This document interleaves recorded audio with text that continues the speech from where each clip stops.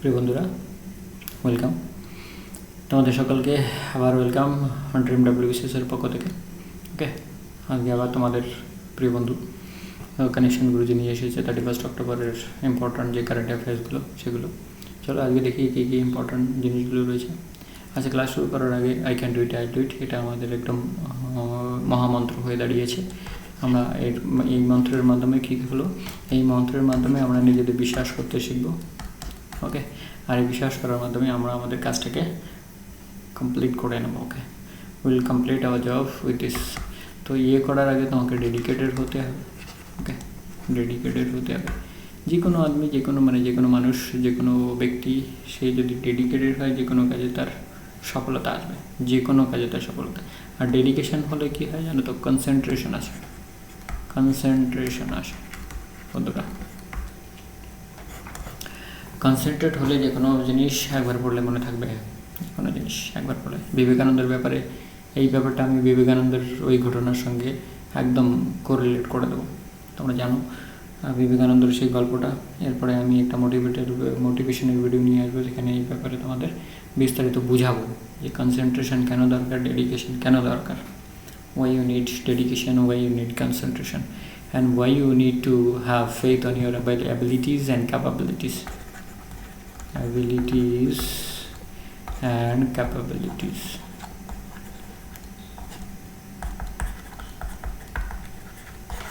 Why you need this? আমরা এতদিন শুনে এসেছি এর হয়নি, তার হয়নি, মামার হয়নি, কাকার হয়নি, জ্যাঠার হয়নি, ভাইপোর হয়নি, আমার কি করে হবে। এই সমস্ত দিন গেছে, তার ফলে আমরা নিজেদের বিশ্বাস করতে শিখিনি। আর এইগুলো জিনিসগুলোকে কান দিয়ে যদি শুনি, তাহলে এক কান দিয়ে শুনে আর এক কান দিয়ে বের করে দেবো। ওকে, চলো দেখি আজকে কী আছে। ইন্টারন্যাশনাল ইভেন্টসের মধ্যে the Israel Defense Forces has hosted 7 air forces at its biennial exercise Blue Flag. তো ব্লু ফ্ল্যাগটা ইম্পর্টেন্ট, কোন দেশের এক্সারসাইজ যেখানে এতগুলো এয়ারফোর্স একসাথে জয়েন করেছে। At ovary Airways near elite in southern Israel. Blue Flag is described as an international training exercise hosting air forces from around the world to strengthen cooperation between the nations. This year, apart from F-16, মানে কোন দেশ অংশগ্রহণ করেছে, ওকে, সেক্ষেত্রে আর India থেকে কোন fighter jet অংশগ্রহণ করেছে সেটা কিন্তু আমাদের মনে রাখতে হবে। এতগুলো হয়তো আমরা মনে রাখতে পারবো না, F-16, এই সমস্ত জার্মানির RAF ইত্যাদি ইত্যাদি। তবে আমাদের দেশ থেকে ব্লু ফ্ল্যাগ এক্সারসাইজে কোনটা গেছিল ইন্ডিয়ান এয়ারফোর্সের পক্ষ থেকে সেটা কিন্তু মনে রাখতে হবে। মিরেজ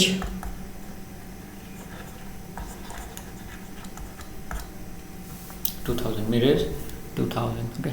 আর ব্লু ফ্ল্যাগ ইসরায়েল হোস্ট করে, আর 7 এয়ারফোর্স অংশগ্রহণ করেছে ব্লু ফ্ল্যাগ এক্সারসাইজে নিয়ার ওভডা এয়ারবেস। ওকে, ওভডা এয়ারবেস। আর ভারত থেকে কোনটা মিরেজ 2000 অংশগ্রহণ করেছে। ভারত থেকে মিরেজ 2000 অংশগ্রহণ করেছে। ওকে, তো আশা করি তোমরা এটা ভুলবে না, ভীষণই ইম্পর্ট্যান্ট এয়ারফোর্সের পক্ষ থেকে, যেহেতু আমাদের ন্যাশনাল ডিফেন্স ফোর্সেসের একটা পার্ট, এই জন্য এটা খুবই ইম্পর্ট্যান্ট হয়ে দাঁড়ায়। To strengthen cooperation in preventing and combating growing menace of trafficking in persons, especially women and children, the 19th meeting of Prosecutors General of the Shanghai Cooperation Organization, that is SCO, member states, was hosted by Sri Tushar Mehta, Solicitor General of India, on 29th October 2021. তো এটা যে আর কি কোন বিষয়, menace of trafficking and persons, specially women and children. আমরা জানি women and চিলড্রেনদের ট্রাফিকিংটা বেশি হয় মানে পুরো পৃথিবীটাতে। তো সেক্ষেত্রে এদের ট্রাফিকিং কীভাবে রোধ করা যায়, কীভাবে বন্ধ করা যায়, কীভাবে এদের রিহ্যাবিলিট করা যায় ইত্যাদির বিষয়ে কী হয়েছে, প্রসিকিউটর জেনারেলদের একটা মিটিং হয়েছে। ওকে, যেটা কিনা সাংহাই কোঅপারেশন মেম্বার স্টেটসের দ্বারা অর্গানাইজ করানো হয়েছে। তো দেখো, আমি কিন্তু ওই বাংলার ভার্সানটা আনি না, আমি শুধু ডিসকাশনের জন্য কিন্তু এই বাংলাটা ব্যবহার করি। কেন বাংলা ভার্সানটা আনি না, কারণ তোমাদের মেন্সের যে প্রিপারেশন, স্পেশালি WBCS-এর কথা যদি বলি, সেখানে কিন্তু বাংলার কোনো গল্প নেই। অতএব তোমাকে ইংলিশটা রপ্ত করতে হবে। এটা একটা মানে খুব শক্ত বিষয়, যেটা বিশ্বাস করা খুবই মুশকিল। ওকে, কেন বাংলা হবে না? কেননা এই বাংলা পড়াতে পড়াতে তোমাদের বাংলায় অভ্যাস হয়ে গেলে তখন এমন একটা শব্দ হয়তো তোমার হয়তো এই শব্দটার মধ্যে এখানে যেগুলো পড়াচ্ছি সেই শব্দটা হয়তো এখানে তুমি পেয়ে গেলে তার মানেটা তোমার মনে আছে, যার ফলে তোমার মতো স্টুডেন্ট প্রশ্নের উত্তরটা করতে পারলো, কিন্তু যে পড়ে গেল না সে কিন্তু আর এই প্রশ্নটার উত্তর করতে পারলো না। এই জন্য বাংলার উপরে নির্ভরশীলতা কমিয়ে দিতে হবে। আমি ডাব্লিউবিসিএসের যদি প্রিপারেশন মোটামুটি 50 to 80% করি, তাহলে মোটামুটি অন্যান্য এক্সামের কিন্তু প্রিপারেশন এমনিতেই হয়ে যায়। এটা কিন্তু তোমরা ধরে নাও, এটা বিশ্বাস করো যে তুমি যদি মানে যেমন কথায় বলে যেমন না যে তুমি স্টার সম্পর্কে নক্ষত্রের সম্পর্কে ভাবো, অ্যাটলিস্ট নক্ষত্র যদি না হয়, স্টার্স যদি না হয়, তাহলে অ্যাটলিস্ট প্ল্যানেট তো হবে। ওকে, অ্যাটলিস্ট যদি নক্ষত্র না হয় তাহলে গ্রহ হবে, গ্রহ না হলে উপগ্রহ হবে। অতএব চিন্তা ভাবনা সবসময় বড়োর দিকে রাখতে হবে, সেই হিসাবে প্রিপারেশনটা করতে হবে, তাহলেই কিন্তু জীবনে সাকসেস পাওয়াটা অনেকটা সুবিধাজনক। তাহলেই জীবনে সাকসেস পাওয়াটা অনেক সুবিধাজনক। তাহলে এখানে আমাদের সলিসিটর জেনারেল অফ ইন্ডিয়া তুষার মেহতা, উনি কী করলেন, উনি ওই হিউম্যান ট্রাফিকিংয়ের যে ওমেন অ্যান্ড চিলড্রেনের যে বিষয়টার মিটিং হয়েছে সেখানে অংশগ্রহণ করলেন, যেটা কিনা এসিও মেম্বার কান্ট্রি দ্বারা হোস্ট করা হয়েছে। আচ্ছা, next point is south Korea inaugurated world's largest hydrogen fuel cell plant.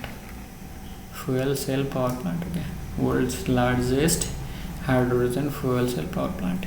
The plant is operated by South Korea's independent power production company POSCO Energy and Dushan's fuel cell.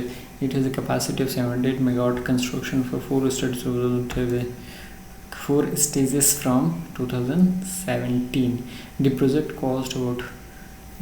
cost এর বিষয়টা না আসলে কিন্তু এই south Korea inaugurated world largest hydrogen power fuel cell power plant. এটা কিন্তু ভীষণ important. ওকে, আর hydrogen fuel cell করলে কী হবে, কার্বন ডাইঅক্সাইড নিঃসরণ বন্ধ হয়ে যাবে। ওকে, কার্বন যদি কোল যদি না চালানো হয় অথবা ফুয়েল যদি পেট্রোলিয়াম ফুয়েল বা ডিজেল, ওকে, পেট্রোলিয়াম ফুয়েল বা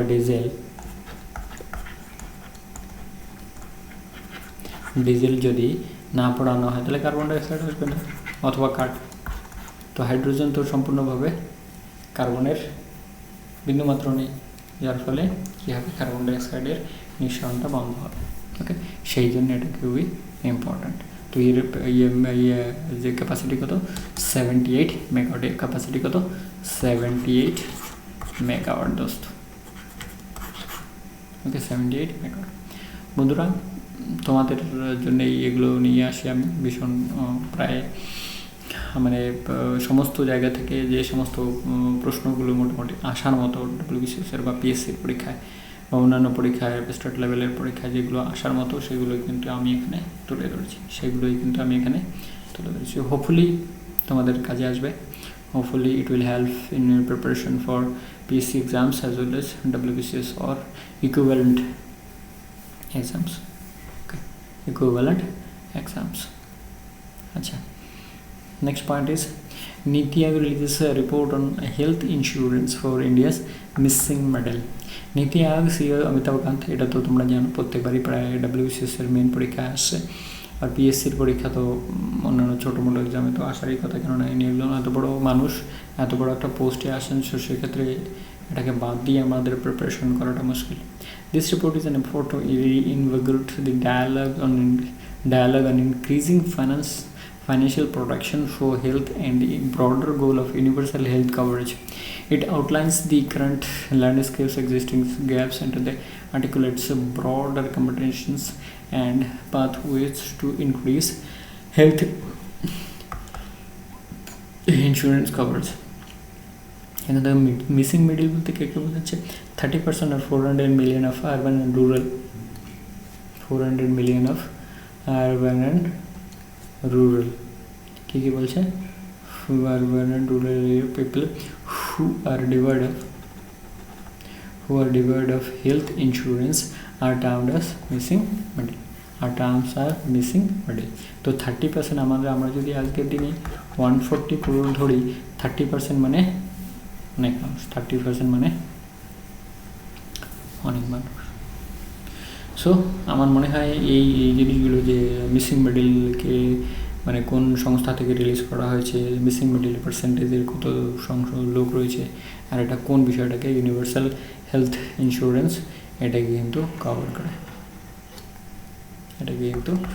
করে, আর এই প্যান্ডেমিকের মধ্যে আমাদের দেশে হেলথ কেয়ার সার্ভিস, শুধু আমাদের দেশে নেই, পৃথিবীর প্রায় সমস্ত দেশে এই হেলথ কেয়ার সার্ভিসেস প্রায় ভেঙে পড়েছিল। তবুও দেশের ন্যাশনাল ইস্যু হওয়ার জন্য সমস্ত মানুষ প্রায় মানে নিজের প্রাণ দিয়েও এগিয়ে এসেছেন। এগুলো মানে বলার অপেক্ষা রাখে না। হেলথ কর্মচারী যারা হেলথ সেক্টরে আছেন তাদের আমার বিনম্র শ্রদ্ধা, বিনম্র শ্রদ্ধা, কেননা এদের ছাড়া, এদের সহযোগিতা ছাড়া কিন্তু ইন্ডিয়া বা পৃথিবীর অন্যান্য দেশের মানুষের মধ্যে এতটা সাহসিকতা বা এতটা ট্রিটমেন্ট পাওয়া অসম্ভব ছিল। তো হেলথ সেক্টরে যারা কাজ করছেন, যারা কাজ করবেন, যারা কাজ করে গেছেন, তাদের জন্য আমার বিনম্র শ্রদ্ধা। চলো আগে চলি। Say Asia Health and the 2021 Summit is organized under the theme of Transforming Healthcare for Better Tomorrow.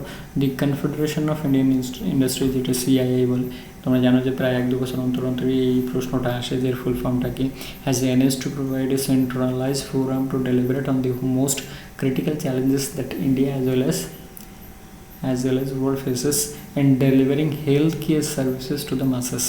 মানে এই কোভিড-19 আর কি, কোভিড-19 পরে তোমরা জানো 2019 মোটামুটি নভেম্বর ডিসেম্বর পর থেকে মানুষের মধ্যে একদম হই হুল্লোড় পড়ে যায় যে করোনা। তারপর থেকে যেহেতু একটা ইনফেকশাস ডিজিজ ছিল, সংক্রমক ডিজিজ, সেই জন্য কী হলো, চারিদিকে আরও আতঙ্ক ছড়িয়ে পড়লো যে আমার যেন না হয়ে যায়। অনেক health care services personal they have left their service because of infectious disease কোভিড-19, করোনা ভাইরাস। অনেক মানুষ চাকরি ছেড়ে দিয়েছেন, আমার জানাশোনা অনেক লোক আছেন যারা চাকরি ছেড়ে দিয়েছেন বিকজ তাদেরকে কিন্তু ভয় লাগতো। আর দেখো, প্রাণটা বাঁচানো মানুষের আগের একটা প্রায়োরিটি হয়ে দাঁড়ায়। হ্যাঁ, মানুষ জানে যে তাকে মরতে হবে, কিন্তু যখন মানুষ জেনে শুনে তো আর মরতে চাইবে না, তো সেই ক্ষেত্রে দেখা গেছে অনেক মানুষ চাকরি ছেড়ে দিয়েছেন। তো কেন ছেড়ে দিয়েছেন? তাদের নিজেদের জীবনের কিন্তু যারা নিজেদের জীবনের পরোয়া করেনি, মানে ডিফেন্স ফোর্সের মতো আর কি, ঠিক আছে, এরা নিজেদের জীবনকে বাজি রেখে মানুষের জীবনকে বাঁচানোর চেষ্টা করেছে, নিজের জীবনকে বাজি রেখে মানুষের জীবনকে বাঁচানো যায়। আর সেই বিষয়েই এই CII এশিয়া হেলথ সামিট আর কি 2021। তো আমার মনে হয় যে আমরা যেহেতু মানুষ হয়ে জন্মেছি, তো সেক্ষেত্রে আমাদের একটা দায়িত্ব এটা থাকে যে আমি যেন একজন মানুষের অপকারে না এসে উপকারে যেন আসতে পারি, at least for a single percentage of time. Okay.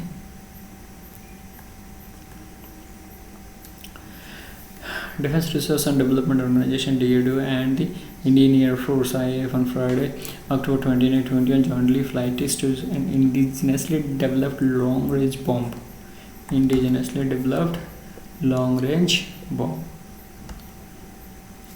So indigenously developed long range from an aerial platform. The long range bomb has been designed and developed by a research center Emarat in Hyderabad in coordination with DRDO. তো তোমরা জানো defence research এটা উপরেই লেখা আছে।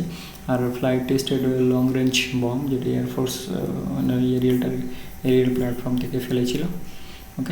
এটা একটা আমাদের দেশের একটা বড় অ্যাচিভমেন্ট কি long range bomb flight tested হয়ে গেল IAF এর মাধ্যমে, IAF এর মাধ্যমে। খুবই সুন্দর মানে কারেন্ট অ্যাফেয়ার্স, যেগুলো মানে অ্যাভয়েড করা খুবই মুশকিল, অ্যাভয়েড করা জায়গায় নেই। আর একটা বিষয় নিয়ে এসেছি যেটা আমাদের history as well as political science, মানে কনস্টিটিউশনের একটা বিশেষ প্রশ্ন, অনেকগুলো প্রশ্ন এখানে দেখো জড়িয়ে আছে। ন্যাশনাল ইউনিটি ডে ও রাষ্ট্রীয় একতা দিবস is celebrated on October 31st since 2014. The day is observed with patriotic events to mark the birth anniversary of Sardar Vallabhbhai Patel, the man who played an important role in unification of India. He is popularly known as Iron Man of India. So Sardar Patel was credited with unifying Wall 562 Princely Estate. এই প্রশ্নটা WBCS এর পরীক্ষায় আমি বোধহয় 5-6বার দেখেছি যে কতগুলো state ছিল যেগুলো তিনি ইউনাইটেড করেছিলেন। ওকে, ইউনাইটেড করেছিলেন আমি 5-6বার দেখেছি। আর PSC CGL এর এক্সামে তো ছেড়ে দাও। States of pre-independent country to build the Republic of India. Republic of India. তারপরে দেখো কি হলো, 182 meter long statue of Sardar Vallabhbhai Patel built as the world's tallest and built on the Sadhubet Island near the Sardar Dam in Kevadia was inaugurated by Prime Minister Narendra Modi on 31st October 2018. তো এখানে অনেকগুলো প্রশ্ন জড়িয়ে আছে, শুধুমাত্র এই একতা দিবস 31st অক্টোবরে হয় সেটাই নয়, এখানে কিন্তু অনেকগুলো বিষয় জড়িয়ে আছে, অনেকগুলো বিষয় জড়িয়েছে। তিনি ওই আয়রন ম্যান নামে পরিচিত 562 স্টেটসকে তিনি ইউনাইট করেছিলেন। তারপরে ওনার 182 metre long world tallest statue যেটাকে সর্দার বল্লভভাই প্যাটেলের যেটাকে গুজরাটের কেভাডিয়াতে ইনঅগ্রেট করা হয়েছে।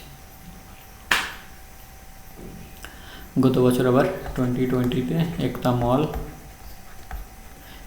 মল ইনঅগ্রেট করা হলো, যেখানে বিভিন্ন স্টেটের হ্যান্ডিক্রাফটসগুলো পাওয়া যাবে। বিভিন্ন স্টেটসের যে কাশ্মীর থেকে কন্যাকুমারী আর অরুণাচল প্রদেশ থেকে গুজরাট পর্যন্ত সমস্ত স্টেটসগুলোর একটা একটা করে স্টল দেওয়া হয়েছে, যেখানে সমস্ত স্টেটসগুলোর কিছু না কিছু বিশেষ জিনিসপত্র সেখানে ভিজিটাররা কিনতে পাবে, যেখানে ভিজিটাররা কিনতে পাবে। MeitY startups have an initiative of the Ministry of Electronics and Information Technology, okay, and Google have partnered to launch Upskills Academy. So Google have partnered to launch Upskills Academy. তো এটা আমাদের আরেকটা ইম্পর্টেন্ট বিষয় যে Upskills Academy কার পার্টনারশিপে করতে হয়েছে।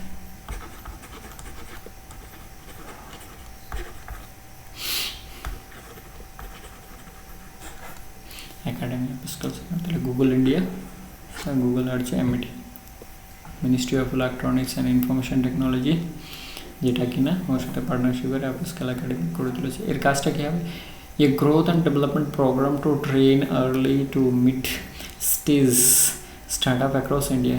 The program focuses on the emerging startup ecosystem in Tier 2 and Tier 3 cities in India to provide them with the help needed to build scalable app solution. তো ভীষণ important, ministry of electronics and information টেকনোলজির পক্ষ থেকে আর কি, ওকে, যে new স্টার্টআপগুলো আসছে তাদেরকে help করবে দাঁড়ানোর জন্য। এই স্টার্টআপ মানে বুঝতে তো যে নতুন বিজনেস যারা শুরু করবে, নিউ বিজনেস যারা শুরু করবে,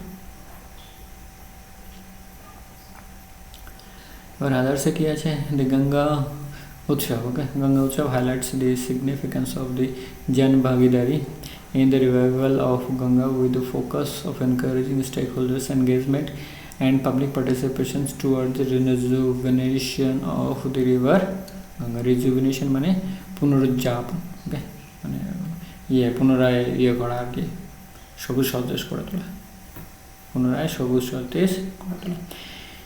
national mission for clean Ganga, okay, national mission for celebrates Ganga উৎসব এভরি ইয়ার, এটা হচ্ছে একটা সংস্থা আর কি, যেটা কিনা গঙ্গা উৎসব এভরি ইয়ার সেলিব্রেট করে। To mark the anniversary announcement of River Ganga as National River on November 4th. Ganga ke National River 4th October declare 4th November declare kora hai. This year Ganga Utsav being organized from 1st to 3rd November 2021. Ganga Utsav 2021, the river festival will be celebrating not just river Ganga but all the rivers across country. The celebration this year will be the part of the ongoing celebration for 75 years of independence and Azadi Ki Amrit মহোৎসব।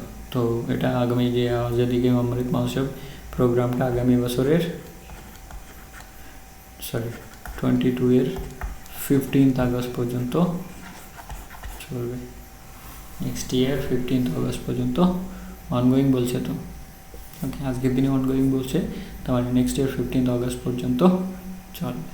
তাহলে গঙ্গা উৎসব যেটা কি শুধু গঙ্গাকে পুনরুজ্জাপন পুনরুদ্ধার আর কি বলতে পারো তোমরা, পুনরুদ্ধার করার জন্য এটাকে করা হয়। আর এটা আছে ন্যাশনাল মিশন ফর ক্লিন গঙ্গার মধ্যে পড়ে, প্রতি বছর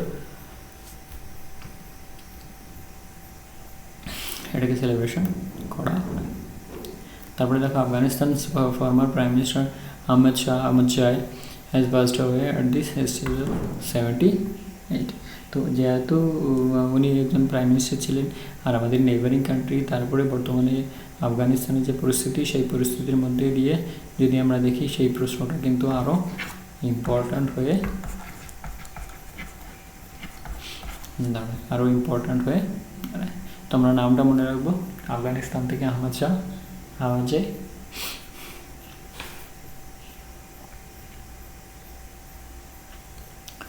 চলো আজকে এই পর্যন্তই। অবশ্যই সেটাই বলবো যে সাবস্ক্রিপশানের জন্য কিন্তু কোনো পয়সা লাগে না। ওকে, সাবস্ক্রিপশানের জন্য কিন্তু কোনো পয়সা লাগে না।